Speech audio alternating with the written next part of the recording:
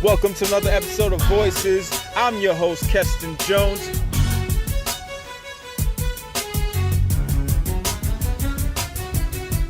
Visionaries offering information with clarity, expertise, and substance.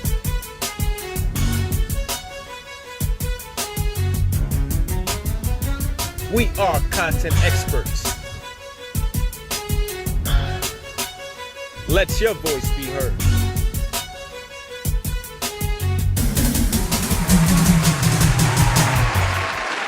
Welcome to another episode of Voices. I'm your host, Keston Jones, and we have a special segment for you today, Voices of the People. And with me, I have three important guests, three of my friends, colleagues. Who laugh a lot together. Absolutely. We have Mr. Patrick Freeman, Ms. Dino Ortiz, and Mr. Kevin Nesbitt. Absolutely. So for this segment, Voices of the People is a segment which each of them shared their unique stories in their individual interviews. But one thing I wanted to do is bring us together so we can have a roundtable discussion about a particular subject that is of interest to us. And one of the subject that we chose today is perception and perspective. In other words, the importance of creating positive expectations in our community. And I find that many people that come from low-income communities, we, in some instances, mirror the poverty that we see. We mirror the lack of resources. We mirror this kind of defeatist attitude. And what really interests me is what do people who are leaders, people who have overcome tremendous obstacles, what are the things that they have in common in order to get to that particular point? And for this particular segment, I want us to have that discussion. But before we do, let's introduce the panel. Let's start with Mr. Patrick Freeman. Okay, thank you, Kes. My name is Patrick Freeman, and I'm a consultant with the Farm New York, and my background is finance, and I've been in finance for 20 years, and I'm building wealth. Absolutely. Mm-hmm. I need some help. Me too. And I'm Dino Ortiz, and I am the Parent Advocate Supervisor at the Bronx Defenders, and I've been doing this work, or the work at Bronx Defenders for about 7 years, but I've been an outspoken member of my community for about 10 years. I'm Kevin Nesbitt. I am a lifetime educator for 21 years, and I want to give a shout out to Joelle for finishing her PhD, and to my kids who will have no choice but to do the same thing one day. I'm a dean at Hunter College, and that's my daytime gig, and at nighttime I've also helped open several schools in New York City, and particularly one I'm really proud of, Bed-Stuy New Beginnings Charter School. Absolutely. So Kevin, please hold the mic. Don't drop it. Don't drop the mic. We'll do it at the end. We're friends. We do it at the end. No enemies here. But for this, the first question is, when we talk about expectations, I'm an advocate of really just empowerment and really trying to find what empowers you, what is your vision, what is your passion. But oftentimes when I work with my community, when I work with many of the young men and women that I work with, I find that there's a negative perception. Mm-hmm. So the first question is, what do you think, or why do you think in communities of color in particular, there is this kind of negative perception about education, about upward mobility, about whatever? What do you think contributes to that? So, I mean, there's a big picture answer to that, and then there's a little picture. And, big picture is sort of how things are structured around inequality so that different communities can remain in unequal, in terms of being unequal access to resources and to opportunities. But I think the more local picture is that many, if you think about the household, right, as a local unit, many children grow up in households where they are told explicitly that they should believe in themselves, and they're sort of set on a path where they understand that college, not only education, but they will go to college, they will own a home, they will retire early, they will work hard, but not so hard that they don't have enough time for themselves to buy 5 houses and travel to Europe for 6 months and then own a place there. And we don't always create the space where our children and our community can see beyond paying rent. And that's difficult. Absolutely. Yeah. So we have to change that narrative. Great answer, great answer. So, Dinah, in addition to that answer, Kevin talked about we don't create that space. Why don't you think we create that space? Could it be, education, lack of knowledge? Well, what are some of the things that you think contributes to us not creating that space?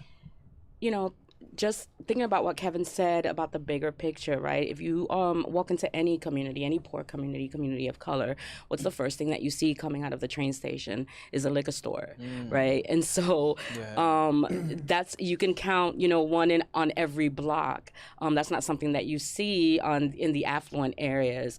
So just the neighborhood and the environment that we grow in and that we are raising our children in is one that they walk out their front door and what they see is what is kind of like perceived as the ghetto. That's what they see in the movies. That's what they see, that's what they hear about of their communities. And when they walk out of their front door, that's what they're seeing is, ghetto type environment with liquor stores on every corner, people that are experiencing homelessness because, as Kevin said, it's kind of meant to keep us down. And so we have to definitely think about what we're telling our children in our own homes, because we can't wait for other people to kind of tell our children, what they can achieve and what's possible for them, because they won't, so it's got to be up to us what we're telling our, the people in our household about, what we can go out there and get and what is rightfully ours, and that if we work just as hard, we can get everything that they have. Thank you. Great question. Great answer. So, Patrick. Yes. Along the same lines, what are some of the things that you see? Like, where are you from exactly? Oh, okay. Originally, I'm from Brownsville, Brooklyn. All right. And then my family, we all moved into Queens, and two different worlds. Yeah. Now I'm in Harlem, though. Now you Harlem. Could you talk about the differences in terms of maybe the neighborhood in Queens and the expectation of residents in Queens and the neighborhood you came from, and residents in Brownsville or even Harlem? Okay. Can you talk about that? Absolutely. I always say, my father didn't do a lot of things right, but that's one thing I gotta say, hats off, and really appreciate it, because when he took us from Brownsville, Brooklyn, to Queens, it showed us a different world. And what my colleagues talked about, what I got from what they said, both of them, was exposure. What we're exposing them to. What are we exposing our children to? That sort of gives way to the expectation, and so to add to what Sister said, what we're telling them, also what we show them, because they're going to hear what you say, but they're going to more look at what you do. So to compare those two communities, and he did that right at a time when Brownsville was always really rough. It has a history of being rough, crime. To get out of Brownsville, like most of us, people grow up and they go to prison, or you might go to the service, or, some people just don't make it out. Yeah. So when he said we were moving to Queens, we were kids and like, what's that? Then all our friends were like, oh, you're going to be hanging with white folks. We got teased, but we moved into a middle-class neighborhood. Everyone owned their homes. So everyone, including black folk as well? Oh, it was only black folk. Oh, okay. In that community, it was only black folk, and they all had. What neighborhood was this? This was when we moved there, we moved to St. Albans and Springfield Gardens. Yeah, and I believe that's one of the most wealthiest areas before the recession that we just experienced in 2008. That was one of the most wealthiest areas for black people in America. So so we moved there and we saw a different world, and it was like, okay. And when it came time to move out, we moved out into our own homes. We moved out into even if it was an apartment, you was in a house. Yeah. So it's a different exposure. Like then from there, my children were born in Queens, and that's all they've known. Yeah. Homes, cars, so they never saw the crime at the level. And, what we're exposed to in Brooklyn and Brownsville, my older siblings would tell stories about how they used to, and I saw it too, had to step over drug addicts sometimes in the staircase, trying to get to school, and it was a reality for that, for that lifestyle. Absolutely. So what I'm getting from everyone is the importance of exposing ourselves, our children, our community to different things. And when I think about an area like Brownsville, neighboring Brownsville, I grew up in Crown Heights, Brooklyn, and it was a projects there, opening projects, where many people would think that this project is horrible. There's crime. But when I think about a project building, I think about 14 floors. I think about hundreds of apartments. But a lot of people will look at who's in front of the building and see like 10 people hanging out in front of the building and judge that whole building. Yes. But when I think about that building, I'm aware that despite those 10 people that are outside, there's 200, 300 families inside that are working hard, that are going to work every day, that are going to school. And that's what we're not seeing from many communities, especially Brownsville and areas like that, where despite the crime and despite of all the other things, the lack of resources, there's still some hardworking people. There's an investment in hiding that narrative. That's absolutely, and we need to do more of that. We need to acknowledge that there are good things happening in these neighborhoods as well. So when I think about expectation, when I think about moving forward, I think about positive imagery. I think about resiliency. So what are some of the things that you've done in your life to move from one station to the next, whether it be a mentality or whether it be your current path that you're on right now? What did you have to do internally to get from the stage that you were to where you are now? I did a lot of reading, understanding, and I gotta say, in my household, even though we grew up in Brownsville, we were always taught that, because where we come from, that doesn't make who we are, and we the expectation that we would excel was always there, in our family it was education. You got to get that education so you can make a reality different in your own world. And I began reading and studying and researching on my own as I got a little older. There was one book called The 12 Universal Laws of Success, which really impacted my life because it talked about formative years, when you're young, what's poured into you. And then that is what you use to build throughout your life as an adult. And also that if something's going to get done, it's going to depend on me. I can't control what other people do, but I can control my own reactions. So I understood that, I'm going to have to dig in. If I'm in a space where I don't want to be, there's no failures, there's only results. And if it wasn't the result I wanted, then I got to do something different. Absolutely. Definitely.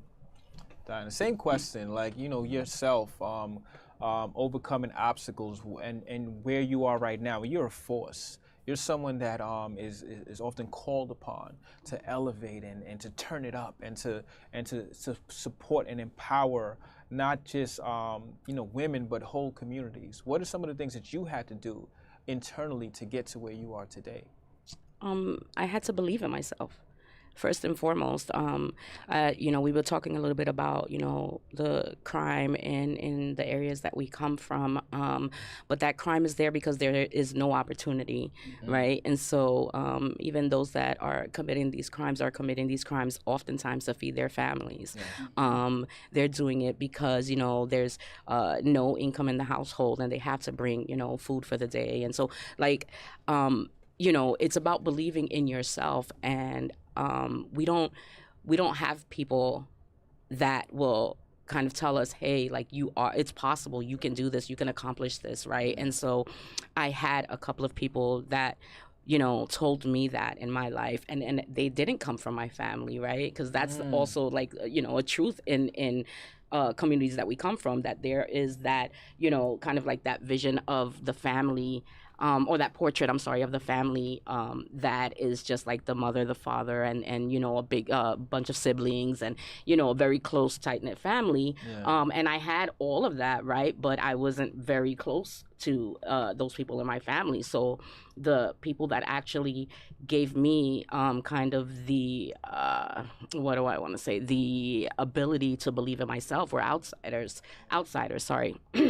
And it was through that ability that I in turn turned around and did something with myself and saw that not only do I need to start really believing in myself, but also I need to be able to create a space for others to believe in themselves. And so that to me is very, very important, that, you know, when I do speak, that it's known that I'm not speaking for Dino Ortiz, but I'm speaking for the many thousands of people that are behind me and next to me and in front of me, that do not have a voice. Thank you.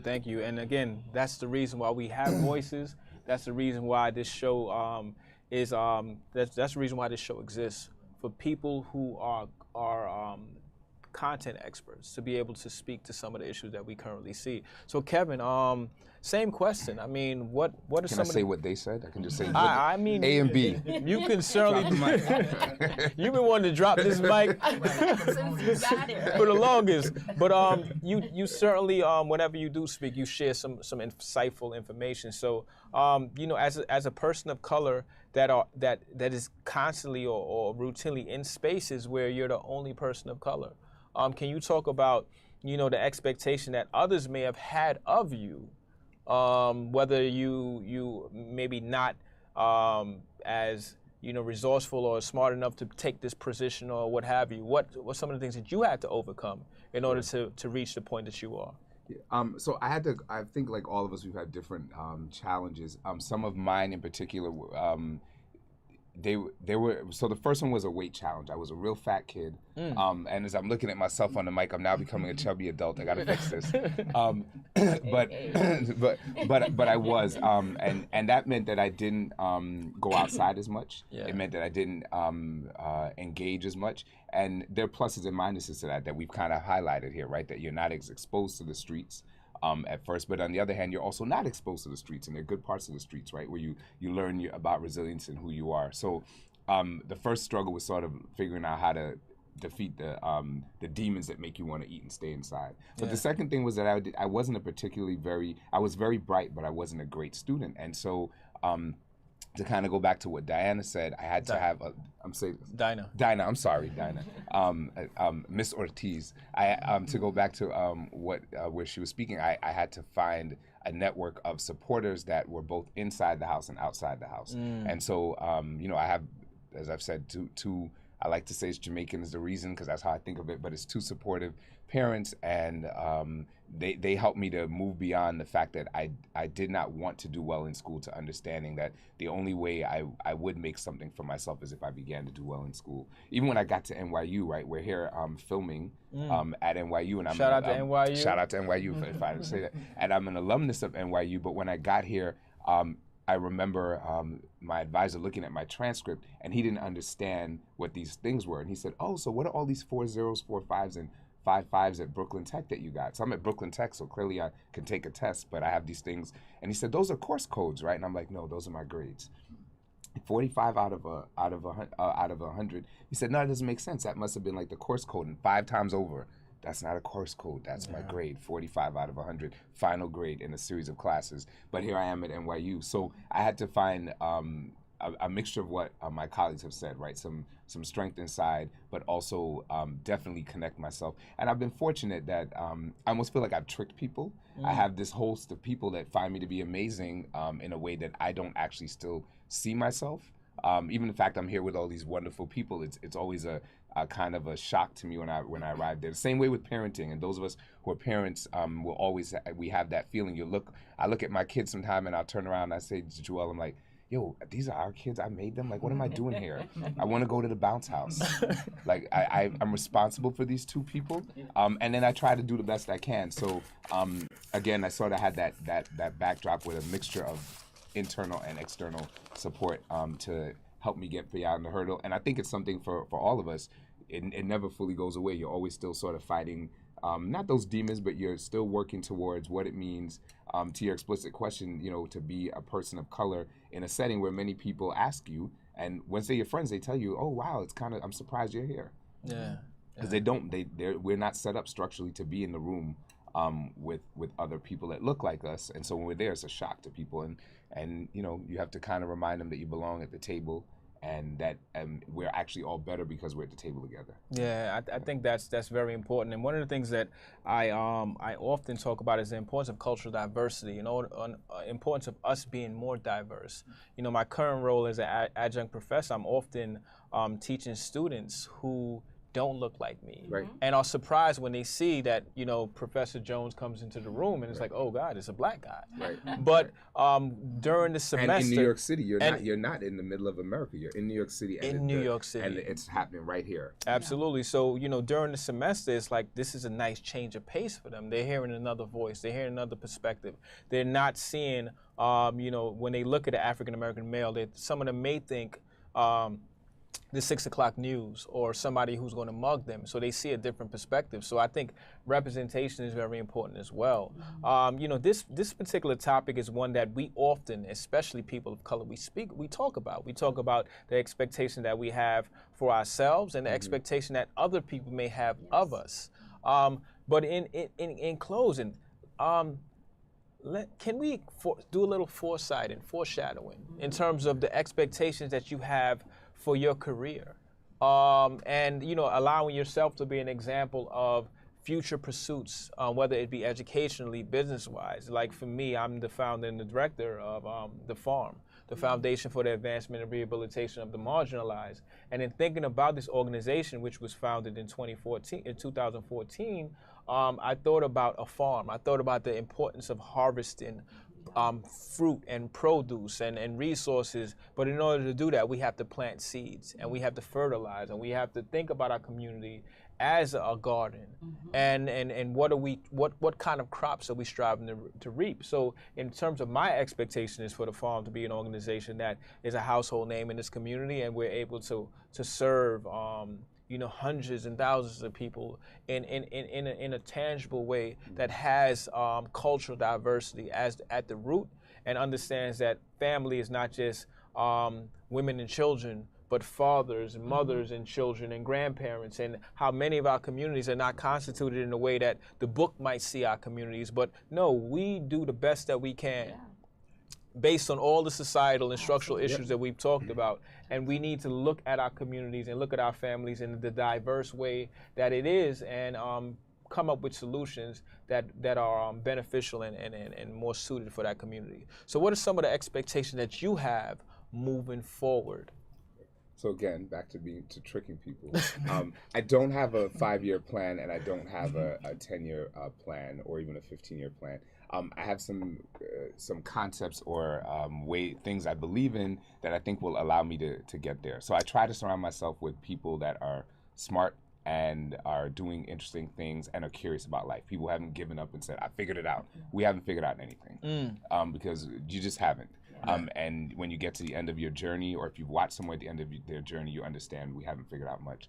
So, and so the other thing that I'm you know, as I like to say, I'm not getting older, but I'm growing up.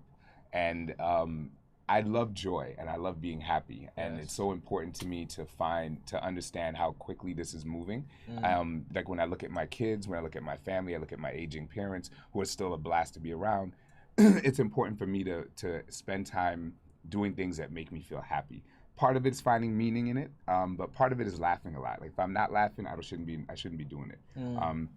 And that's a kind of shallow goal, but it's my goal. I need to laugh a lot, and I need to find pure joy to the extent that joy is possible in whatever I'm doing. And I think that will lead me to whatever I do next. And I found a lot of joy working in education and working on behalf of others in education, or I would not have done it for as long as I have. I ventured into TV for a little while. That was a blast. I worked for Donald Trump on reality TV, a show that should be forgotten.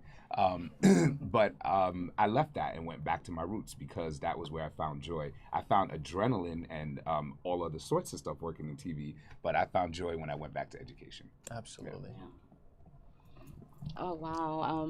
You know, like Kevin, I don't have any long-term goals, I think that I have one goal, and my goal is to be happy, to make sure that my community is well taken care of and that my community is heard. I think that the most important thing to me and why I wake up every day and do the work that I do every single day is because that I know that people depend on me. People depend on me to be able to parent their children. People depend on me to be able to feed their children daily. Like, people depend on me to be their voice for as long as I could possibly do it. And so I continue to surround myself with people that I can grow with, that I can grow from, that I can learn from. But my most important goal is to make sure that I remain centered and grounded for my community. Absolutely, and talking about that, especially in the work that you do as a parent advocate, as someone who's there for individuals that are newly involved in the family court system, prior to you showing up and really asserting that this person has rights, without you, the situation may be a whole lot worse for the family. So we certainly want you to continue to do your work, doing your work for the community that you serve. Really appreciate that. Thank you. So Give us some financial wisdom. well, I don't. Right, no pressure. At least on the side. You know, expectation is the question, right? Absolutely. For our future careers. I just want to take a minute to talk about. We talked about it outside, but expectation it's so powerful because you know when we think about the lion in the jungle being the king, and we ask the question, why is he the king of the jungle? There are animals much bigger than him could eat him up. Elephant, for example. But it's about his attitude. It's about his own expectation. Right. You know, he feels that he's the king. And therefore he is. It resonates. You know, so yeah, expectation. I want to be more selfless, more in this work, because I realize it's not about life. Is not about what you do for yourself, but it's what you do for others that's going to stick. You know, what have you done for those that's coming behind you? What have you done to level the playing field? So that's the main reason why I got into finance, realizing, like I said earlier, the gap between black and white wealth, what was happening. I wanted to learn as much as I can, be used as a tool to empower some of my people in my community to help close that gap and just change the quality of their life. So, you know, in the future, working in an organization, creating an organization, non-for-profit for non-custodial fathers, so that they can have a voice, so that they can be in their children's life. Because really, it's not even so much about the fathers, it's about the children that need the fathers, right? And so I look forward to that and the avenues that I'm walking down, thanks to you, the farm, and all the work that we're doing. I'm on that path. Absolutely, absolutely. So there you have it, folks. And the expectation for each of their individual episodes is for you guys to click, share, comment, and the same thing for this particular episode. What are your expectations out of your life? Do you feel that your community is a community that can be better? And if you do feel that your community can be better, what are you doing to improve the outcomes of your community, children in your community, families in your community? What can you do? Especially on a day like this. This episode is aired on November 6th. Which is our vote. Did you vote outside? Absolutely. This is election day, and we hopefully November 7th we can find the world in a better place, because many people chose not to vote as a result of their expectation, feeling that the government and the system is not there to support them. So what is your expectations out of life? Do your duty, whether it's civically, whether it's throughout the community, whether it's even supporting somebody financially. Expect the best out of others, because once you invest in people, the best will come. This has been another episode of Voices, Visionaries offering information with clarity, expertise, and substance. I'm your host, Keston Jones, signing off. Peace.